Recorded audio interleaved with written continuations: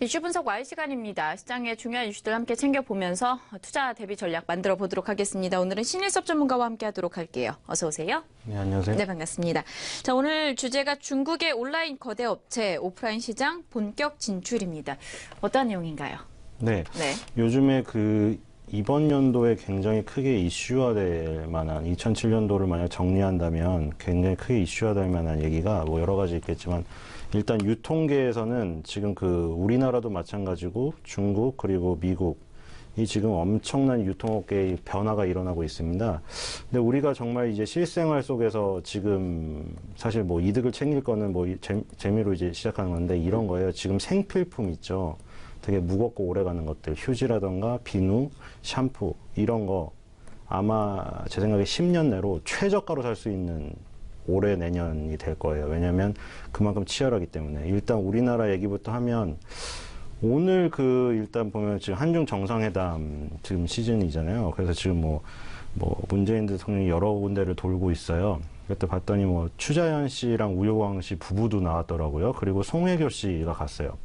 모두 이제 한류에 도움이 되는 그런 흐름에서 이제 간 것 같은데 그 부분에서도 지금 이제 한류를 느낄 수도 있지만 그 부분에서 보면 이제 예전에 제가 얘기를 드렸었죠. 동상이몽이라는 프로에서 우효광 씨가 엄청나게 택배를 많이 시키잖아요.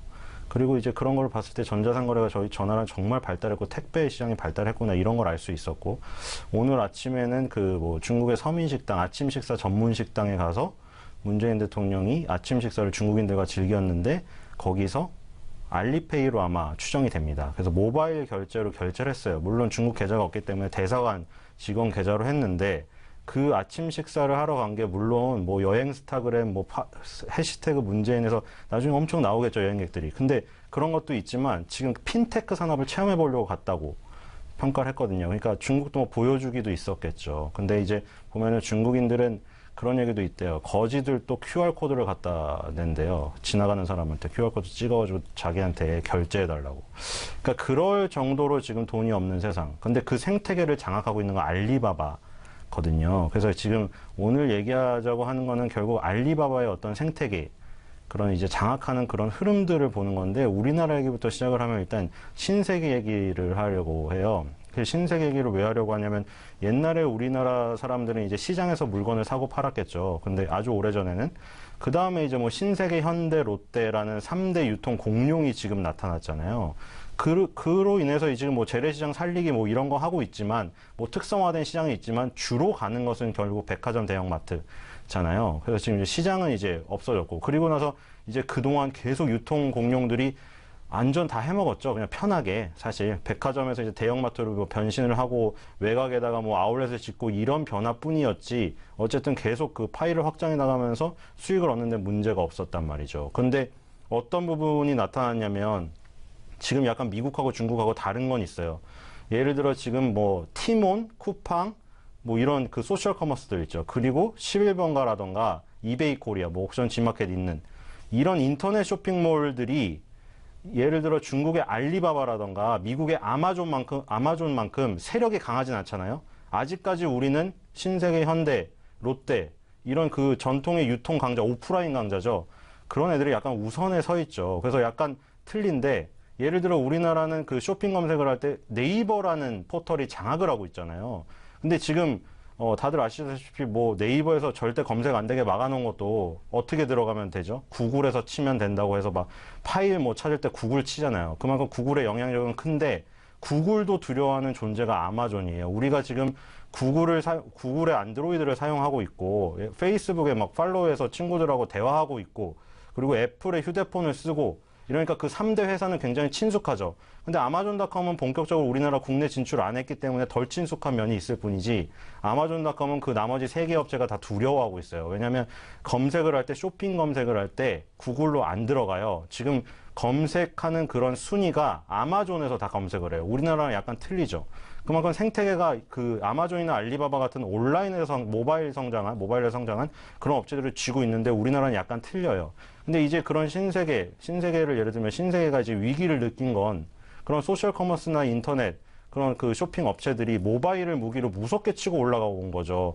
그리고 이제 자기네들은 편하게 장사할 때 가격을 자기 맘대로 조정했는데 인터넷 모바일 쇼핑 업체들이 가격을 완전 다운을 시켜버리니까 이게 힘들어지는 거죠. 그러니까 뭐 정용진 그 부회장이 쿠팡을 적으로 돌린 게 그때 30대 여성 고객을 뺏겼다 이거죠. 뭐 인스타그램을 봐도 알지만 정용진 부회장의 팔로워 대부분 30, 40대 여성이 많죠.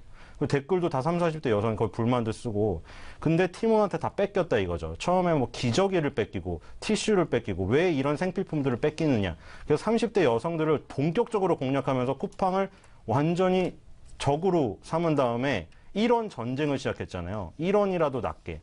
그런 가격 전쟁을 시작하고 있어요. 그리고 11번가 인수 얘기도 살짝 나왔었죠. 지금 틀어진 것 같은데 연말이 끝나기 전에 뭐 중대 발표가 있다고 하니 SSG.com으로는 안 되니 지금 어떤 뭐 아마존의 뭐 아마존과 협업을 한다던가 아니면은 11번가 이외에 다른 업체를 인수할 건지 뭐 그걸 귀추가 주목되고 있어요. 이런 상황인데 이게 지금 그 우리나라에서 일어나는 상황이 아닌 거죠. 더 큰 부분을 보면 미국에서 이번 연도에 가장 유통업계에서 큰 소식이 있었잖아요. 일단 아마존닷컴이 너무 공룡이라 아까 전에 뭐 구글, 페이스북, 애플조차도 무서워한다고 했는데 뭐 지금 주가도 그래요. 근데 아마존닷컴은 이제 생태계가 인터넷 모바일에서 시작한 생태계인데 홀푸즈 마켓을 인수를 했거든요. 근데 15조를 들였어요. 홀푸즈 마켓 아시다시피 유기농으로 재배한 채소나 과일을 파는 업체로 조금 가격이 높아요. 근데 이제 아마존이 그거를 인수했다는 것은 여러 가지 뭐 해석이 있지만 다 맞는 것 같아요. 그래서 홀푸즈 마켓에 이 갖고 있는 그 유통망을 이용해서 아마존의 그 물건을 파는 거죠. 예를 들어 아마존의 인공지능 스피커를 홀푸즈 마켓 과일 옆에 놓고 팔고 있어요. 그리고 또 혹은 그 홀푸즈 마켓의 과일을 아마존의 드론 택배로 드론을 날려가서 배달을 하고 아마존 키라고 해가지고 지금 택배 회사 그 직원이 집에 주인이 없는데 직접 집안에 놓고 오는 서비스. 뭐 이런 신선한 서비스들을 다 해요. 그래서 아마존이 홀푸즈 마켓을 인수한다고 했을 때, 아, 이거는 이제 오프라인까지 장악을 하고 식료품 업체까지 다 장악을 해버리는 게 아니냐. 이런 그 얘기가 나와서 이제 다들 알리바바의 마인 회장도 저런 너무 무자비한 거 아니냐 이런 얘기까지 나왔어요. 그럼 이제 전통의 강자 우리나라 신세계라고 빗댈 수 있겠죠. 똑같진 않아요. 근데 월마트, 다우지수에도 있잖아요. 월마트가 대명사죠.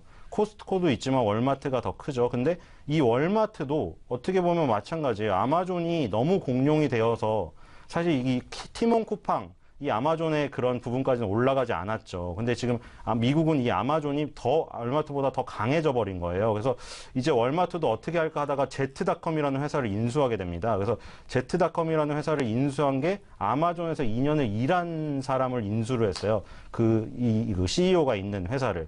그래서 이제 온라인 전쟁으로 지금 이 월마트도 나가고 있어요. 그래서 중국을 보면 이 월마트나 아마존의 그 대형 공룡들의 싸움 이랑 똑같이 지금 진행이 되고 있어요. 예를 들어 알리바바, 우리가 지금 뭐 BAT라고 부르죠.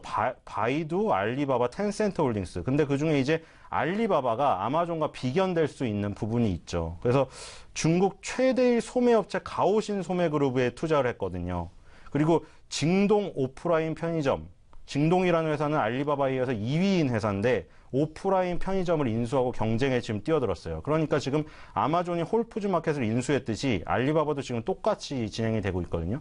그래서 이 공룡 간의 싸움에서 우리가 지금 살아남은 공룡에는 꼭 그 투자를 해야 되는데 아마존, 월마트, 알리바바, 징동, 텐센트 홀딩스 이런 회사의 변화를 보면서 그 줄기를 딱 잘 따라서 투자를 하면 2018년에 아주 큰 그 중심 투자의 줄기를 잡으실 수 있을 것 같습니다. 네, 2018년도에 있어서 중국의 중심 투자가 될 만한 알리바바, 징동 그리고 텐센트까지 함께 좀 점검을 해봤습니다. 이슈 분석 와의 시간이었고요. 신일섭 전문가와 함께했습니다. 오늘 말씀 고맙습니다.